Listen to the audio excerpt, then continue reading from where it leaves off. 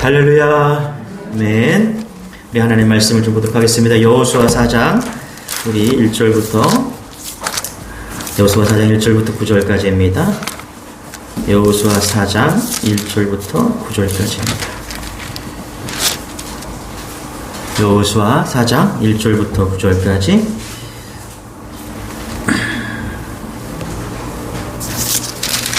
제가 한 절, 여러분이 한 절 교독하도록 하겠습니다. 여호수아 4장 1절부터 9절까지 그 모든 백성이 요단을 건너가기를 마침에 여호와께서 여호수아에게 말씀하여 이르시되 백성이 각 지파에 사람씩을 택하고 그들에게 명령하여 이르기를 요단 가운데 제사장들의 발이 굳게 선 그곳에서 돌 12를 택하여 그것을 가져다가 오늘 밤 너희가 유숙할 그곳에 두게 하라 하시니라. 여호수아가 이스라엘 자손 중에서 각 지파에 한 사람씩 준비한 그 12사람을 불러 그들에게 이르되 요단 가운데로 들어가 너희 하나님 여호와의 궤 앞에서 가서 이스라엘 자손들의 지파 수대로 각기 돌 한 개씩 가져다가 어깨에 매라. 이것 후일에 너희의 자손들이 물어 이르되 이 돌들은 무슨 뜻이냐 하거든 그들에게 이르기를 요단물이 여호와의 언약궤 앞에서 끊어졌나니 곧 언약궤가 요단을 건널 때 요단물이 끊어졌으므로 이 돌들이 이스라엘 자손에게 영원히 기념이 되리라 하라 하니라. 이스라엘 자손들이 여호수아가 명령한 대로 행하되 여호와께서 여호수아에게 신 대로 이스라엘 자손들의 지파의 수를 따라 요단 가운데에서 돌 12를 택하여 자기들이 유숙할 곳으로 가져다가 거기에 두었더라. 여호수아가 또 요단 가운데 곧 언약궤를 맨 제사장들의 발이 선 곳에 돌 12를 세웠더니 오늘까지 거기에 있더라. 10절 같이 시작. 또 여호와께서 여호수아에게 명령하사 백성에게 하라되 신 일 곧 모세가 여호수아에게 명령한 일이 다 마치기까지 궤를 맨 제사장들이 요단 가운데 서 있고 백성은 속히 건넜으며. 아멘. 할렐루야. 네, 우리 제가 오랜만에 지난주에 이제 교육자 모임도 회복이 되어서 이제 교육자들 모임을 좀 갔다 왔는데요. 여러 가지 이제 코로나가 이제 끝나가면서 여러 가지 이야기들을 많이 하는데 관건은 그건 것 같아요. 어떻게 하면은 회복될 수 있을까? 어떻게 하면은 2년 전으로 돌아갈 수 있을까? 이제 여기에 많이 초점이 맞춰져 있는 것 같아요. 그런 가운데 그러면 과연 교회는 어떻게 하면 2년 전으로 돌아갈 수 있을까? 이제 이런 얘기들을 많이 했습니다. 여러분, 결론이 뭘까요? 결론이 뭘까요? 2년 동안 많은 목회자들이요, 목회를 떠나서 직장을 다니고 있었어요. 아예 이제는 직장 생활을 하느라고 목회를 접고 그 다음 나와던 분들도 나오지 않고 이제 왜 제가 선배가 안 나왔길래 왜 안 나오셨어요? 이제 문자를 넣었더니 출근하고 지금 출근하고 있다고, 출근해서 일하고 있다고, 이제 이런 분들도 계시고 보고 싶었는데 왜 안 오셨습니까? 라고 했을 때 이제 직장 성도가 하나도 없으니까 더 이상 버틸 수가 없어서 직장 생활을 하고 있는 분들도 많이 있었습니다. 그리고 목회를 하는 분들도 계셨는데 하면서 이런 자기 소개를 하는데 이제 이런 걸 하는 거예요. 자기가 이제 어떤 LG 아웃소싱 회사가 됐었는데 거기에 이제 뽑혀갖고 일주일에 3-4번을 거기에 들어가 일하게 되었다. 그걸 기쁜 소식이라고 전하는 거예요. 저는 가슴이 탁 막히더라고요. 목회자가 교회 사명에 대해서는 이야기를 하지 않고 어떻게 지내는지 서로 이제 의견을 막 나누면서 이제 일하는 건 알고 있었어요. 작게 일하고 있는 걸 알고 있었는데, 본인이 잘 풀려갖고, 이제, LG 아웃소싱 돼갖고, 거기에, 삼성이랑 LG 아웃소싱 돼갖고, 거기에 이제 일주일에 3번씩 꼭 들어가야 된다고. 그래서 이제 자기는 이제 모임도 못 나올 것 같다고. 이렇게 얘기를 하면서, 좀 위기를 느끼더라고요. 여러분, 위기입니다. 지금 우리 위기의 시대를 살고 있어요. 어떤 게 위기냐? 목사니까 제가 볼 때는 신앙이 위기고요, 교회가 위기입니다. 목회자들이 이런 가치관을 가지고 있어요. 외칩니다. 우리가 살 길은 예배입니다. 다시 예배로 돌아가야 돼요. 저는 온라인 예배를 저도 끊고 싶어요. 어떤 이제 친한 목회자가 있는데 그 친구도 고민하더라고요. 온라인 예배를 언젠가 그만둬야 되는데 그게 언제인지 모르겠다, 자기도. 그런데 이것이 빨리 돌아와야 되겠다, 그런 생각을 하고 있대요. 그래서 본인도 온라인 예배를 더 이상 확산하지 않고 가급적이면 대면 예배로 빨리 들어오라고 계속 이야기를 하면서 저에게 고민을 하는 거죠. 너희들은 너희 교회는 어떻게, 정목사 교회는 온라인 예배 어떻게 하고 있냐고. 나는 온라인 예배를 끊으려고 생각하고 있는데 어떻게 생각하냐고. 나도 하나님이 주시는 마음이 그런 것 같다. 우리가 빨리 온라인 예배를 정리하고 우리가 돌아올 수도 있는데도 지금 돌아오지 않고 있잖아요. 그렇죠? 나 피곤하니까 오늘은 온라인 예배 드리겠다고. 나 오늘 힘드니까 온라인 예배. 여러분, 예배가 정말 살고 죽음의 문제라면은 여러분 그렇게 할 수 있겠습니까? 네? 여러분, 우리가 요즘에 말라기서를 보고 여호수아를 보면서 느끼는 게 하나가 있잖아요. 예배하지 않는 백성은요 무너진다는 거예요. 결국은요, 상황이 온라인 예배를 드릴 수밖에 없는 상황이었어. 그럴 수 있다면 그건 문제가 되지 않아요. 그러나 우리가 이제 모든 것이 다 풀려서 일상 돌아갔다면 우리는 느껴야 되겠죠. 어쩌면 그래야 되겠죠. 환호를 쳐야 되겠죠. 와, 이제 대면 예배를 할 수 있겠구나. 모든 사람이 와서 대면 예배를 할 수 있겠구나. 그런데 우리가, 이 교육자들이 그런 걸 느낀 거예요. 돌아올 수 없는 강을 건넌 것처럼 마음이 하나님을 떠난 것이 막 느껴지는 거예요. 가슴이 아려오면서, 야, 김 목사 새벽 예배를 드려야지. 그게 사는 길이야. 우리 예배합시다. 다시 예배 자리에 돌아가야 됩니다. 여러분, 우리 주님의 교회가 이제 날씨가 얼마나 좋은지 몰라요. 오늘은 좀 추워서 그런데 이번 주에 너무너무 좋더라고요. 여러분, 이 좋은 날씨 속에 무엇을 할 것인가? 여러분, 무엇을 해야 될까요? 기도하는 것입니다. 할렐루야. 좋은 날씨를 주셨어요. 좋은 일기를 주시고요. 좋은 시즌을 주셨어요. 여러분, 우리가 모여서 기도하지 못할 때가 있었잖아요. 2년 동안 함께 모일 수 없었고요. 함께 찬양할 수가 없었어요. 지금 여러분 마스크 끼고 있잖아요. 그렇죠? 그런데 하나님께서 이제 모든 것을 정리하시고 모이게 다시 하셨어요. 우리가 무엇을 해야 될까요? 찬양하고 예배해야 된다는 것입니다. 이게 주님이 주신 우리의 마음이에요. 세상 사람들은요, 좋은 날씨다, 좋은 시즌이다 그래서 산으로 들러 나아가고 있어요. 그럼 우리가 해야 될 일은 뭐냐면, 아니에요, 주님 앞에 다시 나오는 겁니다. 할렐루야. 그것이 우리가 살 길이고 우리가 해야 될 사명인 것이죠. 여호수아, 이제 수요일마다 여호수아서를 보고 있는데 오늘 4장을 좀 보려고 합니다. 3장은 제가 여러 번 설교를 했어요. 3장은 여러분들이 아마 다 알고 있는 그 요단강 도하죠. 요단강을 건넌 사건입니다. 한 200만 명의 이스라엘 백성들이 여호수아와 함께 요단강을 건넌 그런 사건이에요. 그리고 4장은 뭐냐 하면 요단강을 건넌 것에 대한 의미, 도강의 의미를 되새기는 그런 말씀이에요. 그래서 3장부터 4장, 5장까지 요단강에 대한 말씀인데요. 여기 전개 속도가 상당히 느려요. 이유가 뭐냐 하면 요단강, 도강의 의미를 되새겨보라는 거예요. 여러분, 오늘 요단강을 건너는 여러분 되시길 바랍니다.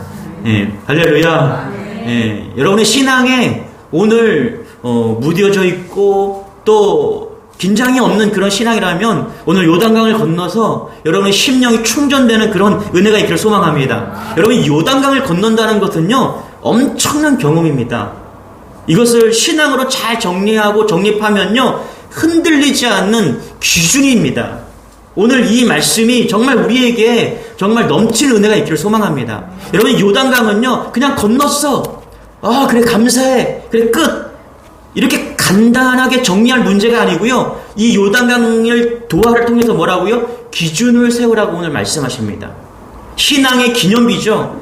오늘 이것을 세우라고 하나님께서 말씀하시는데 오늘 여러분에게 이 신앙의 기념비를 세우는 놀라운 은혜가 있기를 소망합니다. 여러분 1절입니다. 우리 같이 한번 읽어볼게요. 시작. 그 모든 백성이 요단을 건너가기를 마침에 여호와께서 수아에게 말씀하여 이르시되. 자, 뭐라 그래요? 그 모든 백성이 요단을 건너가기를 마침에 이렇게 말합니다. 여러분 그 모든 백성이래요. 몇 명이랄까요?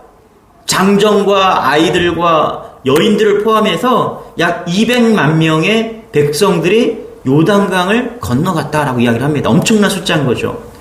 그런데 여러분 오늘 말씀해 보니까 은혜가 되는 구절이 뭐냐면 그 모든 백성이라고 이야기를 합니다.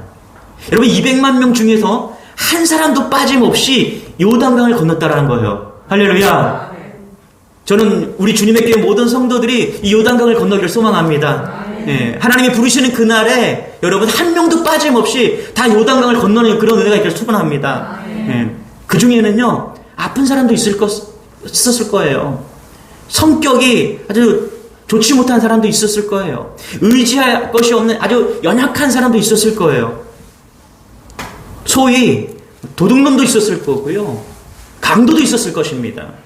그런데 신기한 것은 뭐냐면 오늘 말씀해 보니까 모든 백성이 한 사람도 빠짐없이 요단강을 건넜다라는 거예요. 나쁜 놈, 도둑놈, 예? 그런 놈들은 다 빼고 하나님께서 딱 선택해서 요단강을 건너게 하신 것이 아니라 하나님께서는 다 할렐루야 200만 명이라는 모든 사람들을 다 불러서 요단강을 건너게 하셨다라는 거예요. 여러분 저는 이 말씀을 보면서 하나님이 이스라엘의 첫사랑이 이런 것이구나 라는 생각을 해보았습니다. 하나님의 마음인 거예요. 여러분 이 하나님의 마음을 읽는 여러분 되시길 바랍니다. 하나님은요 100마리 중에서 한 마리의 양 99마리의 양을 두고요 한 마리의 양을 찾아가시는 그런 목자이십니다. 하나님을 울고 있는 그 한 영혼, 떨고 있는 한 영혼, 두려워하는 그 한 영혼을 오늘도 찾아가셔서 다 구원을 이루시기를 원하는 그런 은혜로운 하나님을 믿으시기 바랍니다. 저는 기도해요. 우리 주님의 교회 모든 성도들이 정말 주님을 정말 온전히 믿고 구원의 백성이 다 되기를 소망합니다. 지금 우리가 긴장하고 정말 하나님의 은혜를 구해야 될 것이 그것입니다. 다른 것이 아니에요. 내가 구원받은 백성이야. 내가 오늘도 요단강을 건넌 백성이야. 이런 은혜가 있기를 소망합니다. 2절부터 3절입니다. 같이 한번 읽고 시작. 백성의 각 지파에 한 사람씩 12사람을 택하고 그들에게 명령하여 이르기를 요단 가운데 제사장들의 발이 굳게 선 그곳에서 돌 12를 택하여 그것을 가져다가 오늘 밤 너희가 유숙할 그곳에 두게 하라 하시니라. 자, 200만 명이 넘실대는 요단을 건넜어요. 건넜으면 어떻겠어요? 얼마나 흥분되게 했겠습니까? 그렇죠? 야, 하나님이 또 홍해를 가르신 것처럼 우리를 또 요단강을 갈라갖고 우리를 구원해 주셨구나. 막 흥분이 되고 막 뜨거워졌을 거 아니겠습니까? 감격했을 거 아니에요? 그리고 이제 가나안 땅에 들어간 거예요. 그러면 여러분 이제 해야 될 일이 뭐예요? 가나안 땅으로 향해서 진군하는 것입니다. 가나안 땅으로 나가 싸우는 거예요. 왜요? 지금 하나님께서 요단강을 가르는 기적을 보여주셨잖아요. 두려울 것이 뭐가 있겠어요?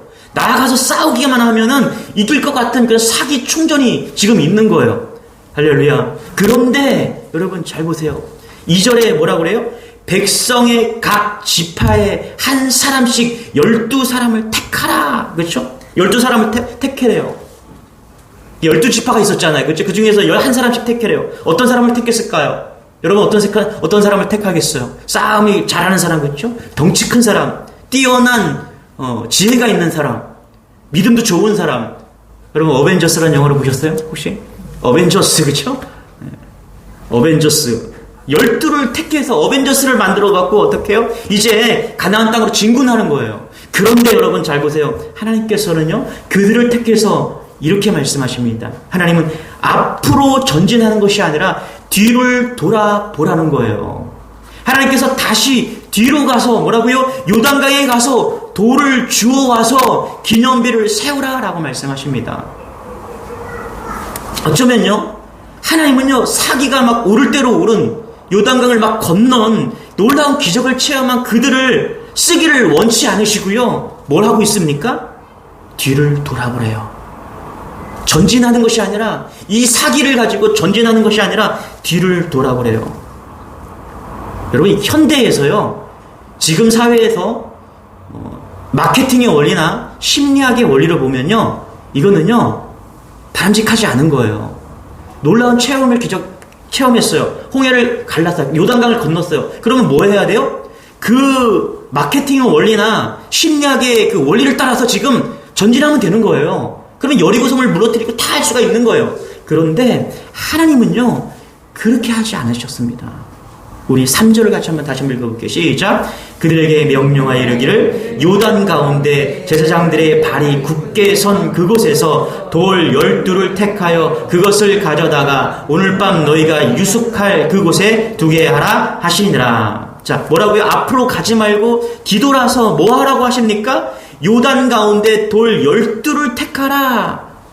여러분, 12를 택하라. 그래서 뭐라고요? 기념비를 세워라 라고 말씀하신 겁니다. 하나님의 은혜를 기억하고 하나님의 은혜를 기념비를 세우라는 거예요. 이것은요 나의 기념비가 아니라 하나님이 함께 하신 기념비를 세우라는 거예요. 제가 우리 교회 권사님 댁, 장로님 댁 가보니까요 그 패들이 엄청 많더라고요. 저기 우리 남시우 권사님 댁에도 가니까 패가 엄청 많아요. 우리 장로님 댁에도 가니까 그냥 패가 뭐 넘쳐나서 버릴 거 버리고 중요한 거 몇 개 가지고 계신 것 같아요. 보니까 졸업패, 감사패, 뭐 혁신패, 예? 아이디어 뭐 패, 좋은 패, 예? 패가 왜 이렇게 많아요? 어떤 거는요 교회에서 받은 패가 있고 그런 패들도 있었습니다. 오늘 하나님께서요 기념패를 하나 세우라는 거예요. 기념비를 세우라는 거예요. 그런데 그것은 뭐냐면 내가 한 게 아니에요. 하나님이 하신 거를 기념하고 그 패를 세우라는 거예요. 오늘 이 길갈에 세운 기념비 그 돌 12개 그것이 어디 있었습니까? 여러분 잘 보세요. 다시요. 들어가 봅시다. 3절에 보면 요단 가운데라고 있습니다. 요단 가운데. 그러니까 요단이 뭐예요? 요단 강 그 가운데 있던 돌을 취하래요. 여러분 그 의미가 뭘까요? 요단강의 돌이 크고 멋있어서 그 돌을 사용해서 가져오라는 것이 아니에요. 그 요단강 속에 있었던 돌, 그것을 가져오라는 거예요. 거기에 무슨 의미가 담겨져 있습니까, 여러분? 그 요단강 속에 있었던 그 돌을 상징하는 게 뭐냐면 그 속에 여호와 하나님께서 함께 하셨다라는 거예요. 요단강을 건너게 하신 분이 하나님이시라는 것을 지금 기념하기 위해서 요단강 속에 있는 그 돌을 가져다가 세우라고 말씀하시는 겁니다. 뭐예요? 전적으로 이 기념비는 내가 세운 것이 아니다. 하나님이 세우신 것이다. 하나님의 은혜로 말미암아서 요단강을 건넌 것이다. 그것을 기념하라는 것입니다. 할렐루야. 여러분 24절 한번 볼게요. 우리 4장 24절입니다. 같이 한번 읽어볼게요. 시작. 이는 땅의 모든 백성에게 여호와의 손이 강하신 것을 알게 하며 너희가 너희의 하나님 여호와를 항상 경외하게 하려 하심이라 하라. 이 땅의 모든 백성에게 복음 증거 되기 위해서 기념비를 세우라는 거예요. 그런데 뭐라고요? 불가능한 요단강을 건넌 것은 뭐라고요? 내 힘이 아니라 뭐라고요? 하나님의 은혜로 된 것을 만 백성에게 알리기 위해서 기념비를 세우라고 지금 말씀하고 있다는 것입니다. 여러분, 우리의 기념비는요, 어떤 기적이나 선곡이 아닙니다. 오늘 예수님과 동행하는 그런 기념비가 되어야 될 줄 믿습니다. 요단강 안에 있는 돌을 취하라는 것은요, 주님이 함께 하셨다라는 것을 지금 의미하는 거예요. 기적이 건넜고 성공을 이뤘던 그런 기념비가 아니라 잘 보세요. 하나님께서 지금 무엇을 원하시는가? 내가 너희와 함께 했다라는 것을 기념하라는 거예요. 요단강을 건넌 것은 하나님의 은혜다. 그 은혜는 어떤 은혜냐? 요단강과 중에 있는 돌을 취한 것, 그 중에 내가 같이 함께 했다라는 것을 지금 기념비로 세우라는 것입니다. 여러분, 야곱이 베델에서 돌기둥을 기념비로 세웠습니다. 야곱이요, 이제 쫓겨서 도망가는 그날 밤에 하나님을 제대로 만났습니다. 그리고 돌 기념비를 세웠습니다. 형 에서를 피해서 빨리 도망을 가다가 잠자는데 베개 하려고 돌덩이 하나 끌어안고 자는데 하나님이 찾아오신 거예요. 그의 눈이 열리고 놀라운 장면들이 나타났습니다. 뭐예요? 하늘에서 사닥다리가 내려와서 천사가 오르락 내리락 하는 겁니다. 그리고 야곱아, 내가 반드시 너를 복주고 떠나지 않으리라. 여러분, 야곱은요, 하나님을 개인적으로 만난 일이 없었습니다. 하나님은 아버지의 하나님이었고요, 아직 야곱의 하나님이 아니었어요. 그런데 그 밤에 인생의 가장 고난 가운데 있는, 마치 요단강을 건너는 같은 그런 고난 가운데 있을 때 하나님은 그 야곱을 찾아오신 것입니다. 그는 하나님을 만나는 체험을 하고요, 갑자기 두려움이 사라지고요, 은혜가 밀려옵니다. 그리고 야곱이 뭘 하죠? 베개로 삼았던 그 돌로 돌기둥을 세웁니다. 그리고 신앙의 기념비를 세운 것입니다. 뭐라고요? 내가 여기서 하나님을 만났다. 이게 나의 기념비다라고 세운 거예요. 여러분, 그런데 창세기 28장 16절을 제가 읽어드릴게요. 뭐라고 고백하는지. 야곱이 잠이 깨어 이르되 여호와께서 과연 여기 계시거늘 내가 알지 못하였도다. 여러분, 기념비를 세우고 나서 깨달은 게 있어요. 뭐냐면 하나님이 여기 계셨다라는 거예요. 하나님이 나와 함께 하셨다라는 거예요. 20절을 또 읽어드릴게요. 야곱이 서원하여 이르되 하나님이 나와 함께 계셔서 내가 가는 이 길에서 나를 지키시고 먹을 떡과 입을 옷을 주시고. 아멘. 그러니까 여러분, 천사같이 일어나고 나서 복을 받고 나서 깨달은 게 있어요. 그리고 기념비를 세움으로써 깨달은 게 있어요. 그것은 뭐냐면 하나님이 나와 함께 하신다. 아멘. 여러분, 똑같은 거예요. 야곱이 베델에서 기념비를 세우는 것과 요단강에서 하나님께서 기념비를 세우신 것은 똑같은 거예요. 뭐라고요? 요단강을 건너온 게 중요한 게 아니야. 복을 받은 게 중요한 게 아니야. 중요한 건 뭐냐면 내가 너와 함께 하고 있다. 할렐루야. 이것을 깨달은 거예요. 하나님 그 메시지를 던지고 있는 것입니다. 내가 너와 함께 한다. 여러분, 인생을 살아가다 보면서 믿음이란 다른 게 아닙니다. 하나님이 나와 함께 하는 것을 믿는 믿음입니다. 여러분, 이걸 믿으십니까? 이걸 믿은 여러분 되시길 바랍니다. 여러분, 우리는요, 인생을 살아가다 보면 누구나 요단강을 만납니다. 도저히 나의 힘으로는 어쩔 수 없는 그런 요단강이죠. 그때 요단 가운데 돌 12를 택하라. 요단 강물이 철철 넘치는 그곳에서 12를 택하라. 그렇죠? 요단 가운데 우리와 함께 하신다는 약속인 것이죠. 왜 12입니까, 여러분? 하나만 택하면 좋잖아요. 그런데 아니라는 거예요. 12라는 숫자가 있잖아요. 각 지파마다 임하시는 그 하나님, 그렇죠? 우리 각 개인마다 요단강을 건널 때 어떻게 해요? 요단 돌을, 가운데 있는 돌을 취하라는 거예요. 그 하나님이 나의 하나님이 된다는 거예요. 여러분, 이걸 믿는 여러분 되시길 바랍니다. 하나가 아니라 각 지파마다, 각 개개인마다 하나님께서 은혜를 부어주시고 경험케 하시는 하나님 됨을 믿는 여러분 되시길 바랍니다. 마가복음 4장에 보면요, 예수님이 탄 배가 거기에 광풍이 일어났습니다.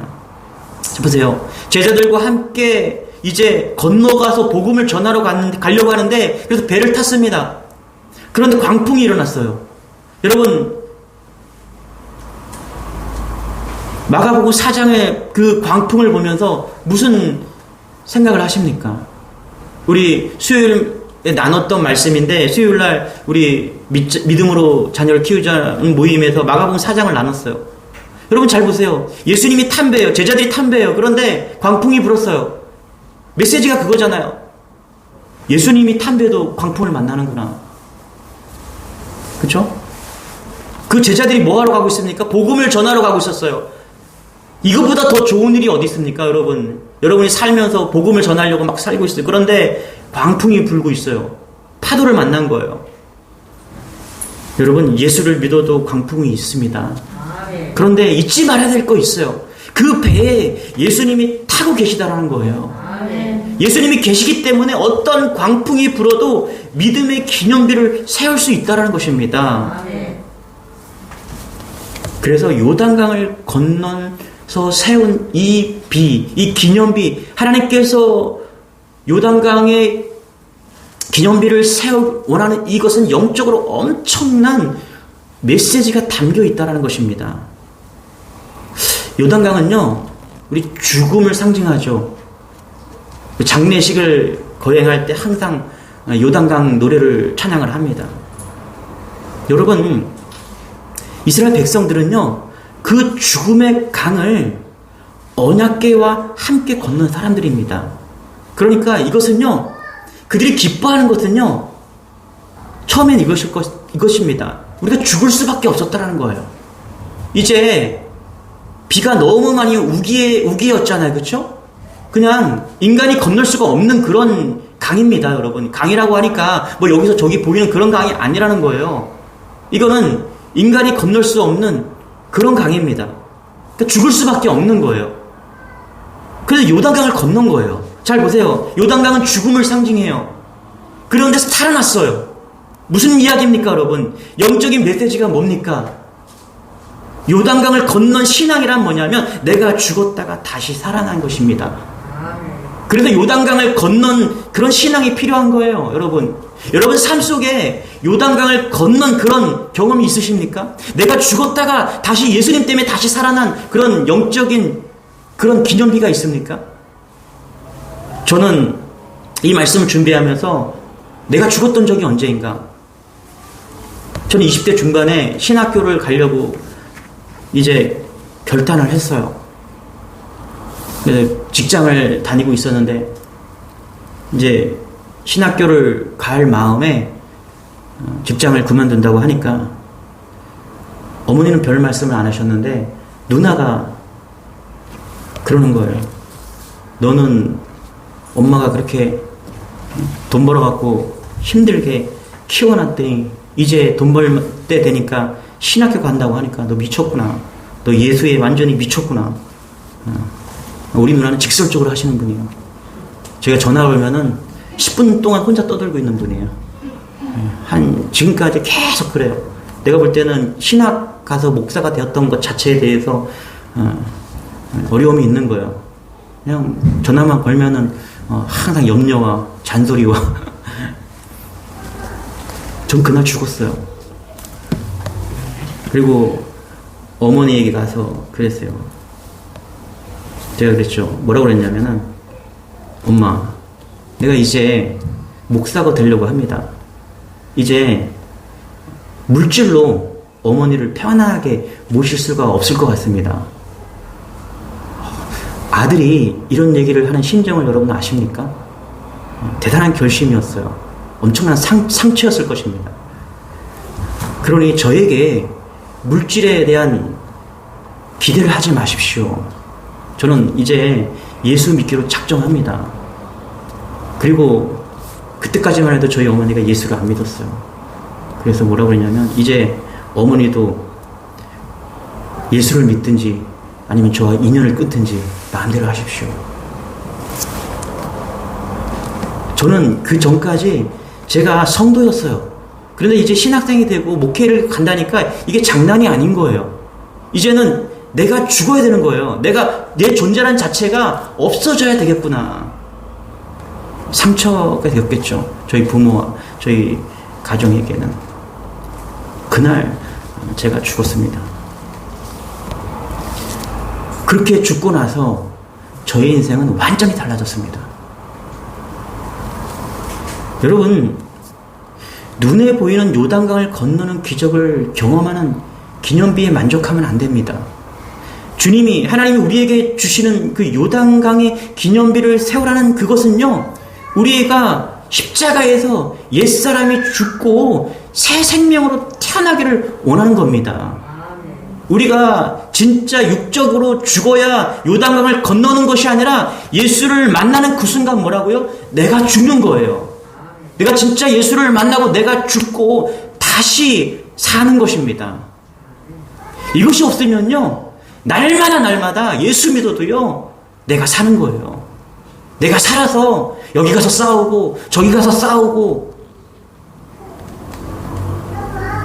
내가 한번 죽었던 사람은요, 내가 죽었기 때문에 또 죽을 수가 있는 거예요.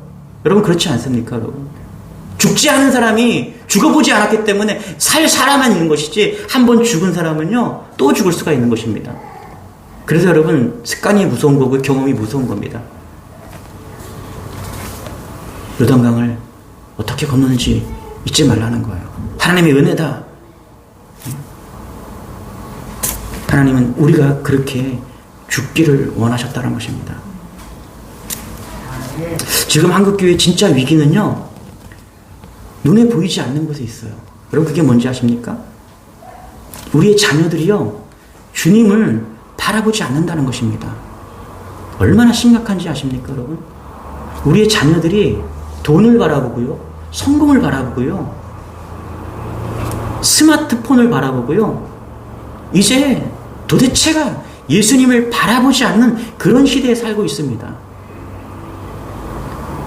하나님께서 왜 기념비를 세우라고 말씀하셨냐면요 이 기념비를 통해서 첫 번째는 우리가 구원의 은혜를 누리는 거예요. 두 번째는 뭐냐 하면 자녀들에게 이 기념비를 신앙을 전하라는 것입니다. 여러분 5절 6절입니다. 같이 한번 읽어볼게요. 시작. 그들에게 이르되 요단 가운데 들어가 너희 하나님 여호와의 궤 앞으로 가서 이스라엘 자손들의 지파 수대로 각기 돌 한 개씩 가져다가 어깨에 매라. 6절 시작. 이것이 너희 중에 표징이 되리라. 후일에 너희의 자손들이 물어 이르되 이 돌들은 무슨 뜻이냐 하거든. 뭐라고요? 이것이 너희 중에 표징이 된대요. 무슨 표징입니까? 너희의 자손들이 물어 이르되 이 돌들이 무슨 뜻이냐 하거든. 세 가지 표징이에요. 여러분 4장에서 말하는 첫 번째는 우리에게 그 요단강을 건넜던 그들에게 주시는 메시지예요.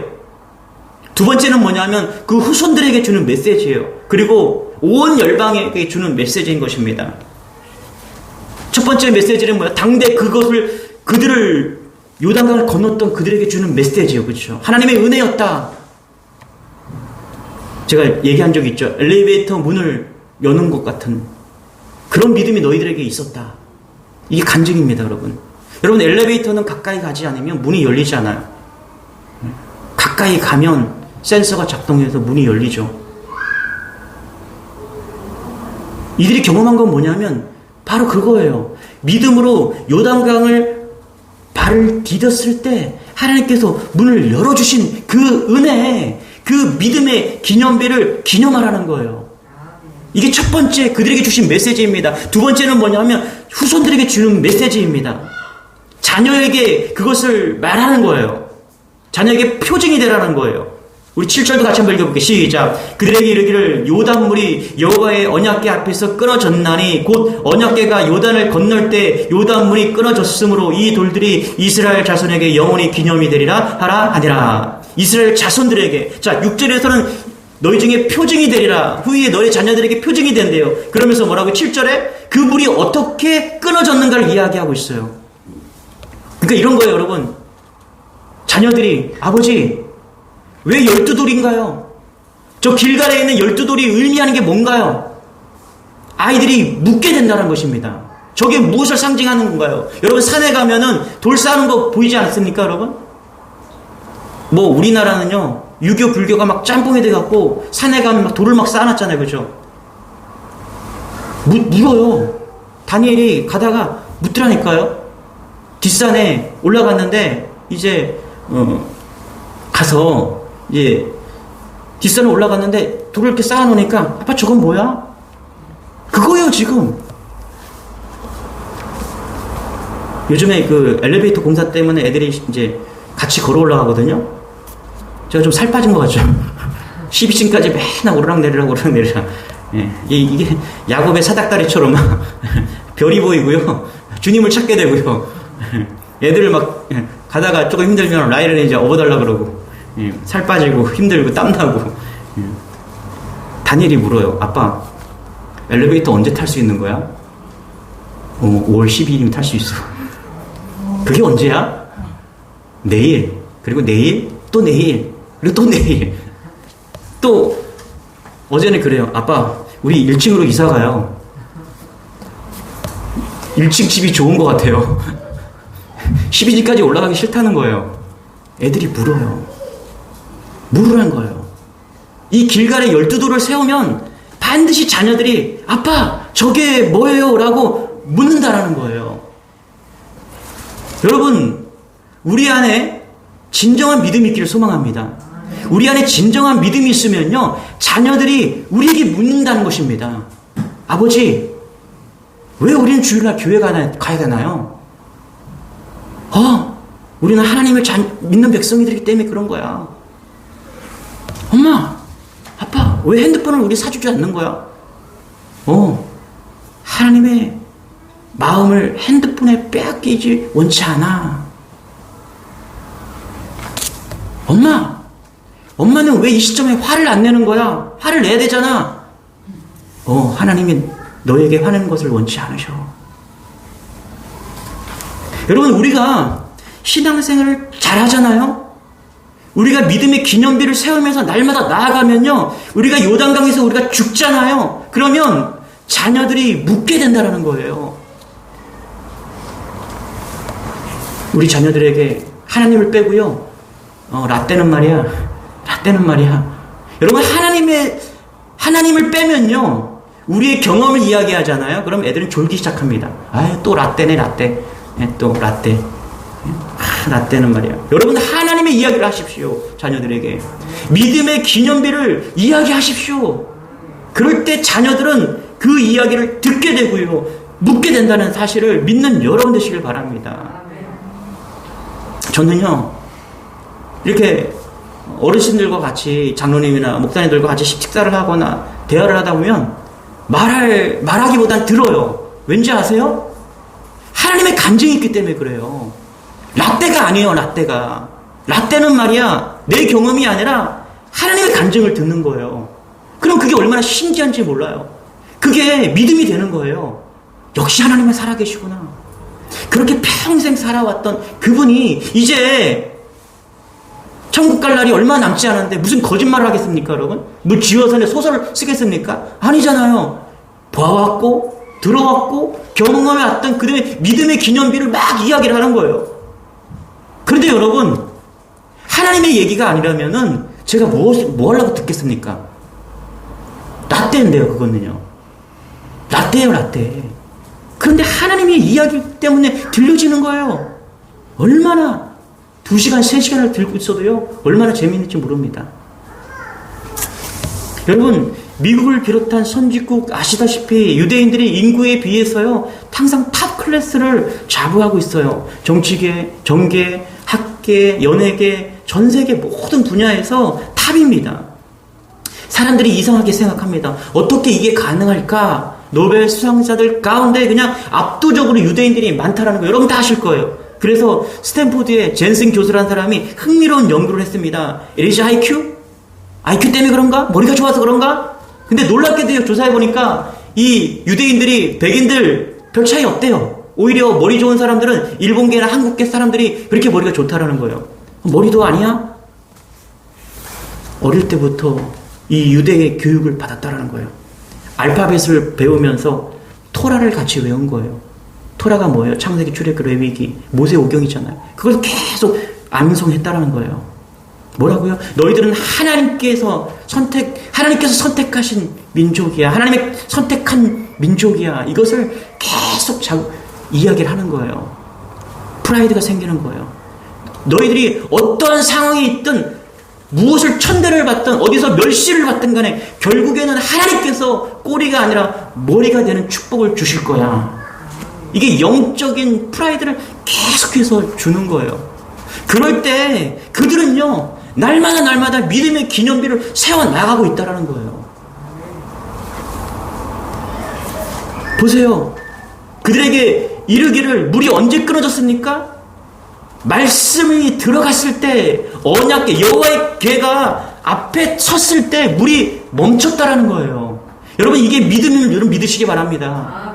그래서 말씀을 의지하고 이 땅에 나아갈 때 어떻게 해요? 열리지 않을 것 같은 그 요단 강물이 말씀을 붙들고 나아갈 때, 순종할 때 요단물이 끊어지는 경험을 하게 된다는 것입니다. 여러분, 이것을 믿는 여러분 되시길 바랍니다. 절대 세상에 물들지 않으리라. 오직 하나님의 말씀만 붙들고 가리라. 저는요, 우리 주님의 교회 자녀들이 그런 믿음이기를 소원합니다. 그런 믿음이어야 돼요. 그것 아니고서는요, 이길 수가 없습니다, 여러분. 하나님 말씀을 의지하고 갈 때 하나님께서 역사하신다는 걸 믿는 우리 모두가 되기를 소망합니다.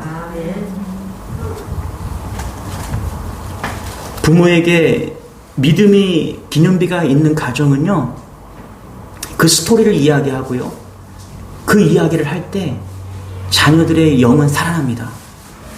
저는 이 말씀을 준비하면서 이런 생각이 떠올랐어요. 우리 주님의 교회 성도들이 이제 천국에 갈 때 그 주부에다가 믿음의 기념비를 세우는 거예요. 유언 한마디를 남기는 거예요. 그 자녀들에게 한마디를 남기는 거예요. 누가 먼저 갈지 모르겠죠. 그런데 우리 갈 때 가더라도 유언 한마디씩 남깁시다. 예? 여러분, 제가 먼저 갈지 여기 누가 먼저 갈지 몰라요. 예? 이제 비슷비슷해요. 예? 그 주부의, 장례식 주부의 한 가지 메시지를 남기는 거예요. 내가 무엇을 남길까? 이렇게 남기고 싶어요. 이 땅에서 주님의 공동체로 행복했습니다. 자녀들아, 날마다 주님만 바라보려. 두 줄을 남기고 싶은 거예요. 아마 더 고민하면 더 멋진 말이 나오겠지만, 우리 함께 신앙생활에서 행복했습니다. 또 한 가지는 자녀들이 날마다 주님만 바라보고 갔으면 좋겠다.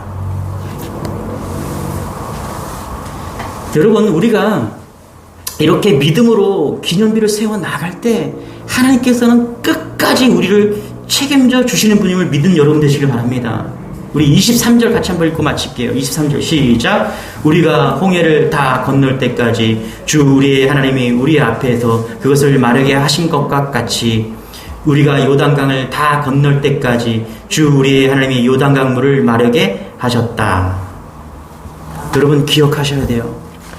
주님이 우리에게 허락하신 삶을 다 살 때까지, 홍해와 같이 까마득한 내 인생길을 다 건널 때까지, 요단강과 같은 삶을 다 건널 때까지 주님이 그 길을 열어주시고, 할렐루야, 인도하시고 마른 땅을 걷게 하실 것을 믿는 여러분 되시길 바랍니다. 이걸 믿으셔야 돼요. 하나님은 시작하신 일을요, 흐지부지 하지 않으십니다. 끝까지 가게 하십니다.